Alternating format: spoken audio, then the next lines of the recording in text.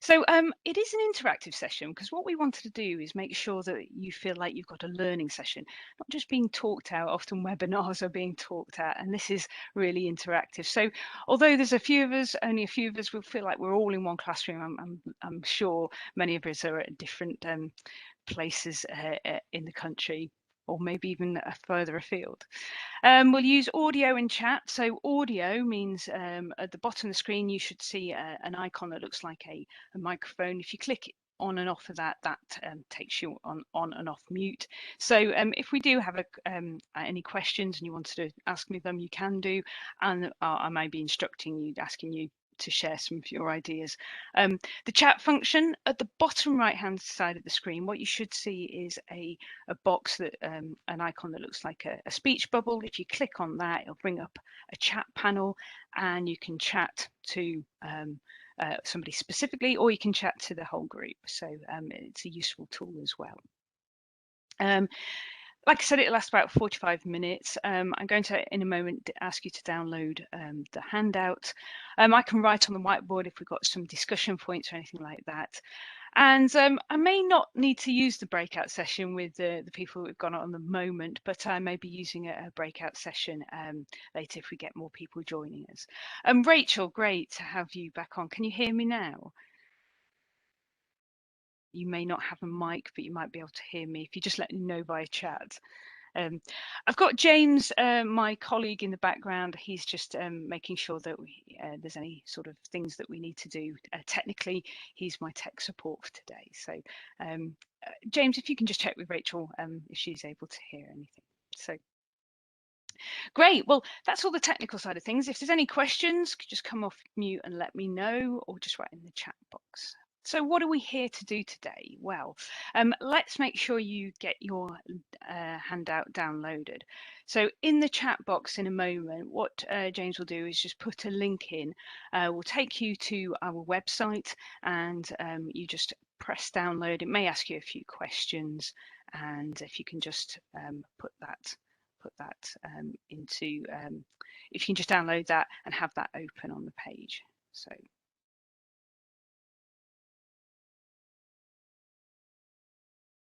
James is just going to put that in. I know he's helping Rachel at the moment.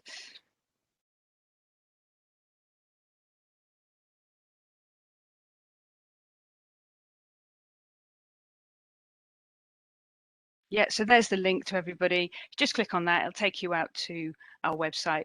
And there may be a little warning saying you're just going to an external website from WebEx, that's okay.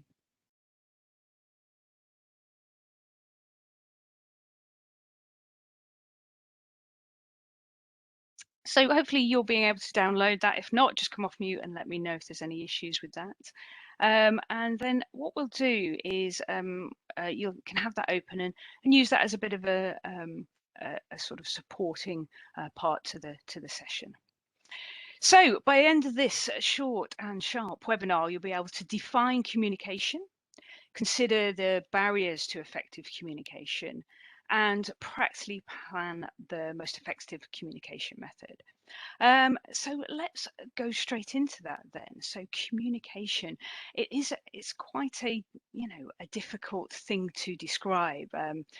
Lots of people have a different understanding of what communication means or how to define that. So we're going to start today with thinking about a few ways that we can think about that.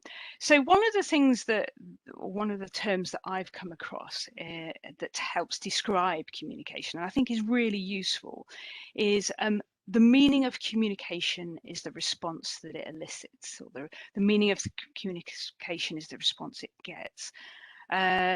So what does that mean, do we think? Has anybody got any ideas that wouldn't mind coming off mute and just sharing your thoughts?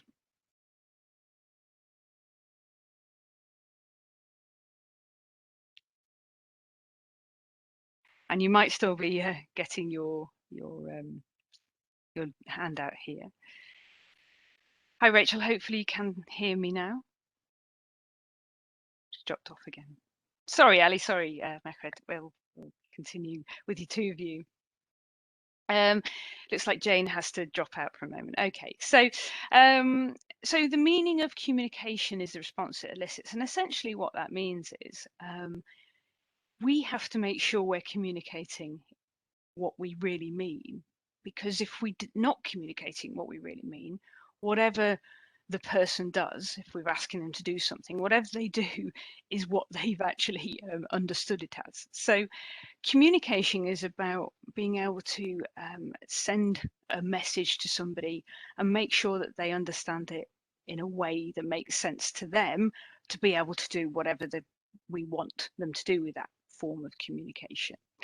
So a nice model that helps us with this is the communication process model, and it's by Schramm and Weaver, and it's been built upon over the years. But essentially, what we're saying is that we have sort of a message that we want to give to somebody, and so that's our kind of source, maybe whomever that might be. And then what we do is we have to encode that message. So we have to do that message in a way that we understand to say it or to write it.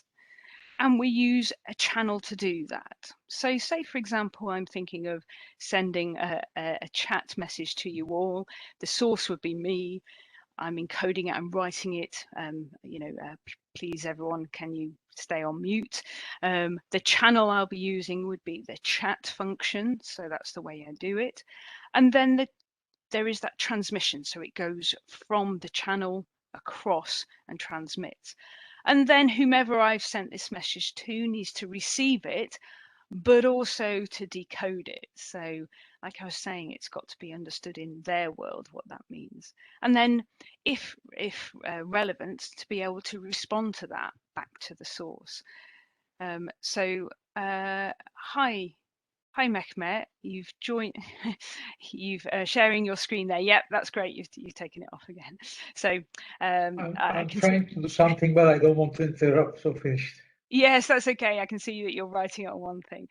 So if you just do it on your, if you make sure you don't press any of the sort of buttons at the bottom, that should help. Okay. So then, so what you can see here is sort of a way that we communicate, and it's sort of broken down in a quite a technical way, which can be quite confusing.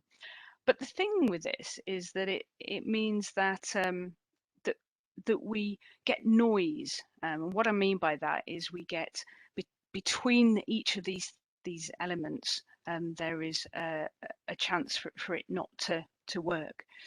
Mehmet, yeah, it's fine. Just take that.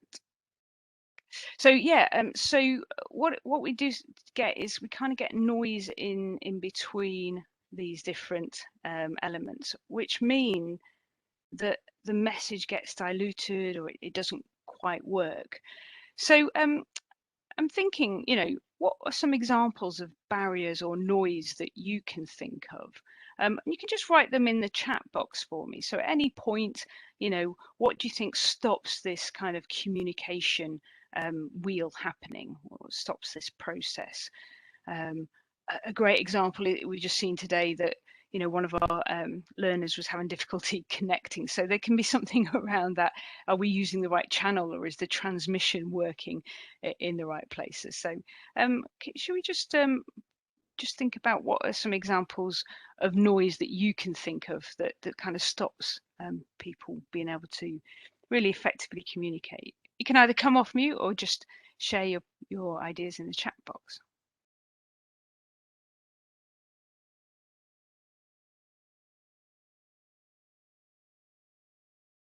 Are you having some noise from my laptop? I can hear you, Mehmet. Okay, I think there are some problem with my laptop, so I'm leaving. Sorry about it. Oh, okay. That's okay. Bye-bye. Thank you. All right. Thanks very much. Nice to have had you on the session. Ellie, if you want to come off mute and just yeah, I thought I may as well come off mute now. Ellie, would you like to continue this? Yeah, I'm happy to continue. Yeah, I was thinking sometimes what I find internally is when you've got different levels of kind of senior management coming in later on in a conversation. Sometimes you don't have a full picture of the situation or what issues there may have been from start to finish. You're just getting the general overview and not each level of communication there has been with each party throughout. And that can sometimes be a bit challenging. Yeah. So not getting the full picture, I think that you kind of distilled it down to. Yeah. And as it's just you, Ellie, we can probably give a bit more detail on this. So what kind of what role do you do, if you don't mind sharing?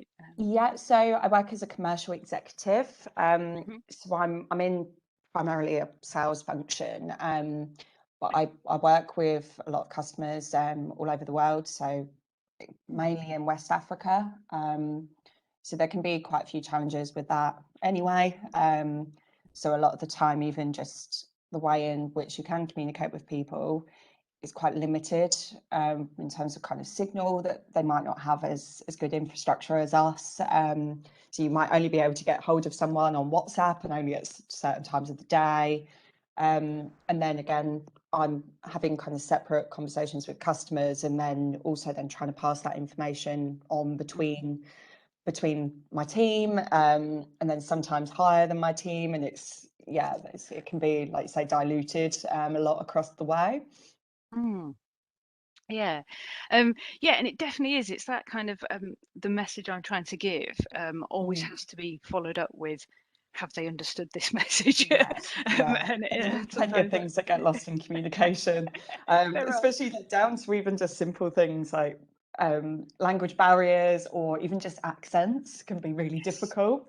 So trying to follow, you can have a conversation with someone over the phone and feel like, right, completely solve that situation, that's all fine. And then you start talking to them over WhatsApp, and we're both on completely different pages, and it's sometimes a lot easier to kind of keep it in writing. It is. And it's nice that you're saying that, because when we come on to sort of the best and most effective form, we'll link into that.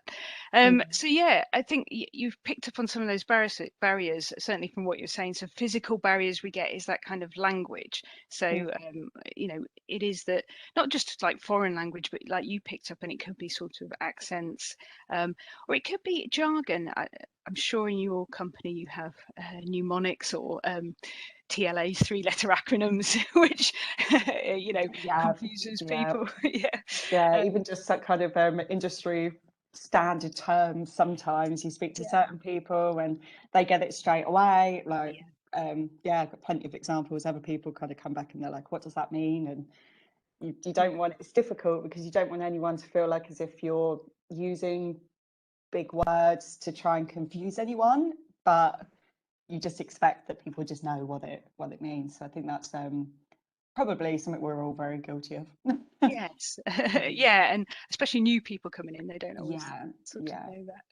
I think the other thing around the physical is what you talked about. So location, I think, lockdown has certainly shown us that the physical barriers are there. Yeah, and I mean, I'm sure all of us have had numerous problems with that as well, like signal, like even just your Wi-Fi dropping out, or absolutely and nightmare. just today we've got an example of that. A prime example.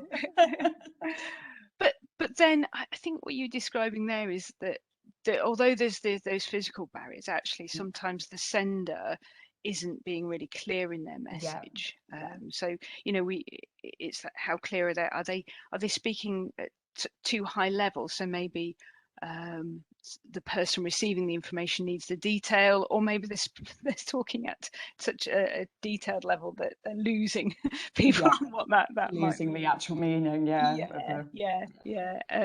And also kind of the outcome they're trying to get, so that might drive the kind of behavior and the way that they're communicating that, and that might affect that. And then in terms of receiver, if you can think about sort of the mood, for want of a better word, the mood somebody's in. So by that I mean, yes, sort of generally if you wake up in a bad mood, but also the kind of perception around what am I being asked to do here, what's my bias around all of that, whether that's I know my biases or I don't know my biases. So Yeah. there's a lot. You think physical barriers, yes, okay, we can overcome them with maybe better infrastructure, maybe stop talking in different jargons, but the sender and receiver ones tend to be the harder ones to overcome. And I think your example of sort of not getting the full picture is a receiver, when you're coming in halfway. So yeah, okay. Yeah. So we understand some of the barriers around it, and to sort of explain why those might be happening, is thinking about, well, what are the forms of communication out there, and therefore can we overcome some of those barriers using the right kind of forms of communication? So I'm just thinking, what kind of forms of communication spring to mind if I said like a method of communication? What might you think? So email, telephone, WhatsApp is one that all my customers seem to want to use all the time. I don't really get much response over email, but No, lots I over think WhatsApp. Yeah, it's changing quite a lot, really. Lots of people used to want to keep it all over email just to have that paper trail. yeah. Yeah, I'm seeing less and less of that these days. Obviously, lots of people are using Zoom and Teams and stuff at the moment. Again, from kind of in my role, I don't use Zoom and that often. I use Teams for internal conversations, and like a few other team meetings with external parties, but very, very rarely. Yeah. Okay, that's interesting. Is there a reason for that? Yeah, normally there's just not the right bandwidth to be able to use a video call or even Okay. the audio. Yeah. So like sometimes I can't even get in touch with people if I try and call them directly. I have to do Yeah. everything over WhatsApp. It's near impossible to get hold of anyone otherwise. That's really tricky. Yeah, I can imagine the Yeah, and frustration you around that. soon kind of start to learn like which customers are going to be responsive over which form as well. So I know now the majority of the people I speak to regularly, if I try and phone them, no, I'm never going to get through. If I try and email them, it's pretty much the same challenge. Wow. If I WhatsApp them, come back to me straight away. Yeah. Yeah, interesting, isn't it? And yeah. Yeah. So there's the old-fashioned letters, things like that. Yeah. if we say that, they have changed. And something that's well relatively new to us. I'm not sure it's relatively new to the world necessarily, but something called Slack that talks about sort of I've used taking that one away. before. Yeah, great. Yeah, Yeah. all the channels more than necessarily just the. Mm. And the main one is the face to face. Yeah, So actually it's talking with becoming more and more impossible. well, it seems to be in this current world, but I think people are starting to change back. In your role, is that something that you'd ever be able to do, that kind of face to face, So or is it? I've actually just come back from an overseas trip to Senegal. So I did that a couple of weeks ago, but that was the first time in 18 months, and 6 flights in 6 days was a bit of a challenge. I But bet. yeah, hopefully I'll be going back to doing that kind of every couple of months now, and actually Oh, being able to go and see people. Been talking to all of these people for a long, long time and not been able to meet any of them until now. yeah. Well, that and that just builds that rapport and Yeah, relationship. yeah, absolutely.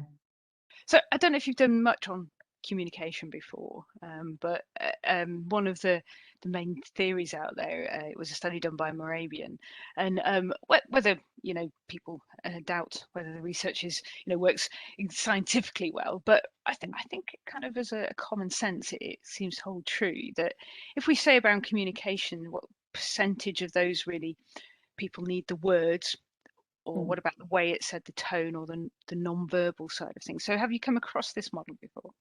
I haven't. No? But yeah, the words and tone are definitely things I'm quite familiar with Yeah. how Yeah. something's received. Yeah. But no, I haven't come across this model before. Okay, that's good. So what the suggestion is when you're having that face-to-face communication, the percentage of the message which is really meaningful, we're saying that I know that the pie chart suggests they're all equal. They're not. So it's only 7% that is words, which seems quite low. The way we say it, the tone we use, the emphasis we give on things stands for 38%. which means that non-verbal communication, everything else, the body language that we use, is 55%. So what do you think that kind of then kind of explains some of the reasons for the barriers? How do you think that explains that? See, I don't find that surprising at all. I think body language is such a massive thing, even when you're just meeting someone for the first time, before you've even said hello. Someone is assessing you as an individual, like not without you even having said anything yet. Exactly. Yeah. So that doesn't surprise me at all. If you turn up to a meeting all rigid and generally your body language looks like you don't want to be there, whatever you have to say is never going to be received well. Yeah. It's just a negative start. Yeah. I did expect tone to be a little bit more, actually. But then I suppose if you've already got off on the wrong foot by just having poor body language, and even maybe even the way you've presented yourself that day isn't particularly smart or anything rather around that lines, you're generally looking disorganized, then I can see why it's weighted in that way. Yeah, and some people are quite surprised how few percent the words are really, because you'd think that people spend a lot of time drafting things, and getting the right words for things, and it's good to do. I'm not saying they're not important, but this is in terms of face-to-face communication. So if I were to stop my video now, so I'm taking away that video, automatically, what's the feeling that you're getting from that? How different does that feel all of a sudden? I suppose it's the same from your perspective. You can't see me. And that's okay. I recognise not everybody wants to show their face on this, but I suppose it's an uncertainty of who you're actually speaking to, isn't it? When you can't get that, you don't know. Although I personally, I don't really think too much about that sort of things. Like if the tone and the words are coming across okay, I'm not too worried about the body language. If you can't see someone, I suppose you're more likely, if you can't see someone's expressions and the way they're holding themselves, etc., you're probably going to judge the words more than anything. And then the way people say things. So I could be saying, you're going to have a really interesting training session. Now, if I said it like that, I can be saying lack of enthusiasm. But you're automatically saying. So my words say what I'm trying to convey, but my tone isn't doing that. Or if I can say, I'm coming back onto the video, oh, you're going to have a really fantastic training session. So I'm saying it in the right tone, but actually my body language isn't going, you're going to have a great training session. I really like this one around when we're thinking about people using the different forms of communication. So I'm just going to put on actually, I'm going to put it in the chat box. I'm going to put a sentence in the chat box. And if you don't mind, you can see that. But what I'd like you to do is just emphasize the last word. So read that sentence out, but emphasize the last word. So put the emphasis on the last word. I can see where this is going already. It changes the whole meaning. So I did not take that pen. That pen I didn't take. Took another one. Exactly. What about on the first word? I did not take that pen. So somebody else did. Someone else did. It's quite I did not how much take it actually that pen. I did not take that pen. So it's really interesting when you're talking about people on WhatsApp, people on messaging that way. Maybe you're saying emails less, which is great actually in some respects, but it does lose some of that things. And what's great about WhatsApp is you can add sort of emojis. I think that's helped, and maybe that's not very professional and business-like, but sometimes actually it conveys the words, conveys that message, and stops some of that noise we spoke about. Way. Okay. It's always a bit of a difficult one. And it's funny because I actually do find that I get more emojis and stuff sent to me by CEOs and some of businesses than I do of kind of people with similar level as me. Who are kind of trying to be more professional, I suppose, and you've still got something to prove, don't you? Whereas I get sent all sorts of emojis. And that's it. Is that what's your internal culture versus, Yeah. what's the external view you want to give? Yeah, that's good. Yeah. So we were going to do a breakout session, but we can just talk through this essentially. Yeah, that's good. Sorry, I've jumped one. So if I just share with you on the screen the handout that you got, you've probably got it. Yeah, I have So, downloaded it, but yeah, I'm on right. a laptop, so it's a bit Yeah, tricky going between the two. if I just share this with you. So building on that idea that richer communication is the face-to-face communication. That's the richest because you're getting all the three of those elements. Then it's about thinking what's the best communication method for what I want to convey.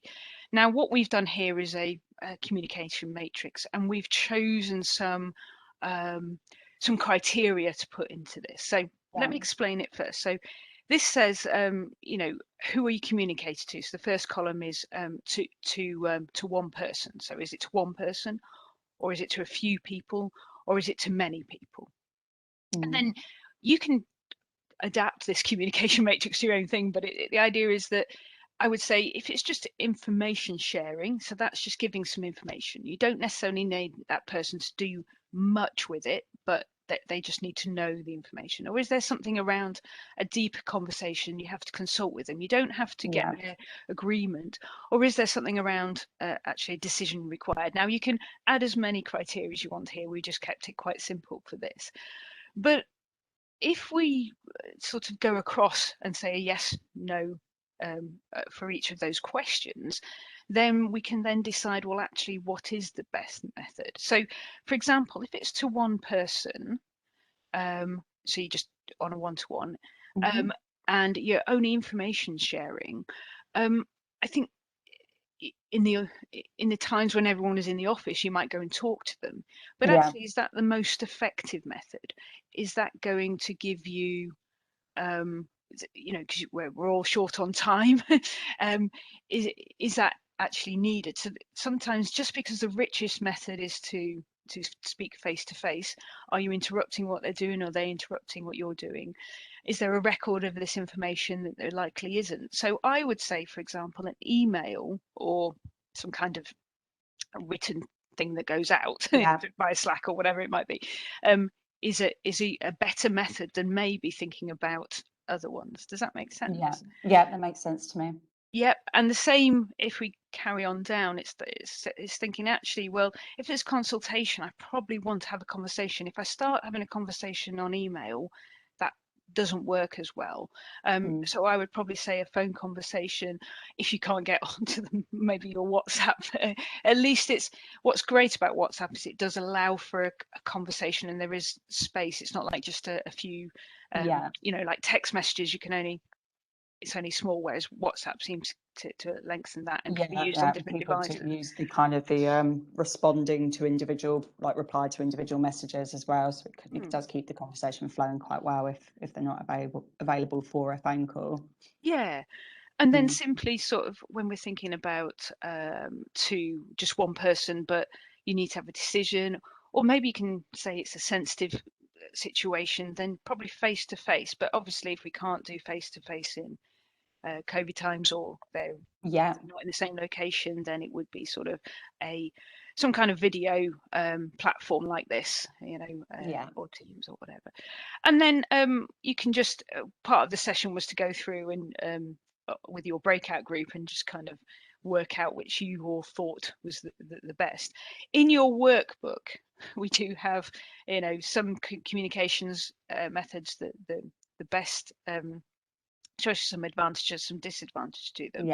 But also here are our suggested answers as well. So you've got kind of the suggested answers there instead of us maybe having to go through all of those. So it gives you what I call a ready reckoner. It's sort of there.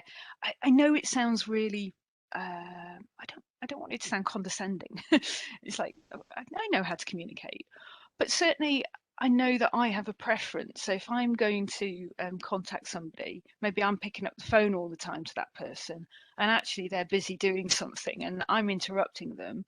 interrupting their flow? And if it's not the right form, should I be doing that? I know some colleagues prefer emails, and it's just, oh, well, if somebody's emailing, you don't get the response quick enough, you don't get the things that Yeah. you need. And just because we like it doesn't mean that it's always the best form of communication. So Yeah, it's about kind of absolutely. thinking I through find that those. quite challenging, especially when you've got some in the office that we have a couple of people that prefer you coming and talking to them, to Yeah. hate responding to anything over email.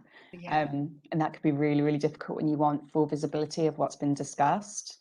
So Mm. it's trying to like for me, I try and have the face-to-face conversation and then put it over email for everyone else's reference Mhm. and my own. So I've got something I can hold someone accountable for as well. Yeah. If not, it just becomes a he said, she said situation, and Yep. yeah, and it's not right, really. No, exactly. Yeah, And I don't know if you get into contract conversations and things like that. So sometimes you yeah, do need to make sure that it's not the he said, she said. yeah, yeah, And it's interesting you say that. So what I've put here is that kind of remote or in-person team meeting might be rich when it's all three of those, but actually you might need to do some of those pre-communication. So it yeah, might be a face-to-face conversation and then a follow-up on email. There might be various kinds of communication to get what you need. yeah. Um, Great. So we're just coming to the end. I can see Sean has just joined us. Hi, Sean. Yeah, I Welcome. just saw that. I'm sorry, we're just coming to the end Well, of it. We do have the recording of it, so you can listen to it if Ellie doesn't mind. yeah, no problem And at all. we can send that so that maybe some people can watch that. But those people who joined us, Ellie, not everyone. And so so Ellie, it's really sort of a short session. It's based on kind of some simple models, so we can talk through it. So I just wondered, from what you just learned today, what are some of those actions that you think you might sort of take away from this kind of short session? I absolutely think probably stop wasting time going and speaking to people and getting stuck in very, very long conversations on things that require a simple answer. I Yeah, think over email or even over Teams, that's a lot easier and can do even do a follow-up over email if necessary. yeah, But just a way to kind of get that done quicker. yes. Especially when there's background information, and although you want to share that background information, for the moment to be able to move forward, you need a yes or a no. Yeah, Yeah. yeah. And what about some of the things that you learned from today, like some of the models maybe you hadn't come across before? So I think the one we looked at with kind of the weighting between tone, words, and body language, I think that's definitely something I'll be taking with me. I do always try and kind of make sure my body language is as good as possible, but you know what it's like. Sometimes you might arrive to a meeting absolutely knackered, and maybe you're starting to lag a bit by then. Yeah. But it's very interesting to know kind of how much weighting that actually does have to getting your message across, more Yeah. so than the rest of it, really. So even if you are tired, it's just, Mm, how are you sitting in the room? How yeah, are you sitting up? How are you saying things in your voice? Are you sounding confident? Oh, you're sounding quite yeah. a bit confident. So yeah, it's good. Great. So I really appreciate that you've had to work very hard on this Yeah. one today. You've done a lot of it, obviously the talking. We do usually have more people on, so please do come on, the next session. Yeah, And sure, I will be keeping an eye out. I yeah, actually had seen a couple of my colleagues, I think, had planned on joining. But I think we've had some last minute holiday in the office. But yeah, no, we understand yeah, things happen, but I don't yeah. want you to think that's usual for us. And Sean, hopefully you can join on the next one as well. So the next one is about how to build better relationships by demonstrating trust. So I'll Okay. just be thinking about how do we build trust? How can we show that? How can we best demonstrate it? What we'll also be doing, I don't think you've gone on one of our previous ones, have you? But what we'll be doing is sending you some more information. So sort of some bonus resources that we've created around communication, and then if you wanted to, you can have a free 30-minute consultation who can advise you on development plans. So if you want to take that up, you can. So Great. yeah, please do spread the word with your colleagues for the next one. And it's much richer when people are joining it rather than just watching Yeah, the recording. So please do. So thank you very much. Have you got any other questions at all? No, I don't think so at the moment. But I'm sure, but I've probably got your details anyway now, so I'll let you know if I do think Great. of anything. Thanks very much. Sean, you wanted to ask something. Did you want to share? Yes, can you hear me clearly? Yes. Okay, my question is, and I first of all, let me apologize because I missed the session due to a Sorry. meeting that ran over. Uh-huh. How long will it be before I'll receive the video so that I can view the video? And I am probably going to sign up for how to build better relationships by Oh, demonstrating great. trust. We send it out within a couple of days, so you should be able to Okay. get that. Yeah, so great, All Sean. right. Thanks. Okay. Thank you very Yeah, great much. question. Sorry you missed it, but we'll welcome you on the next one. So thank you both of you. I hope you really enjoyed that, and I'm sure we'll see you on the next one then in a few Yes. weeks. Thanks a lot. Yeah. Okay. Thank you very Take care. much. Take care. See Bye. you soon. Bye. Bye. Bye. Thank you and bye. Bye.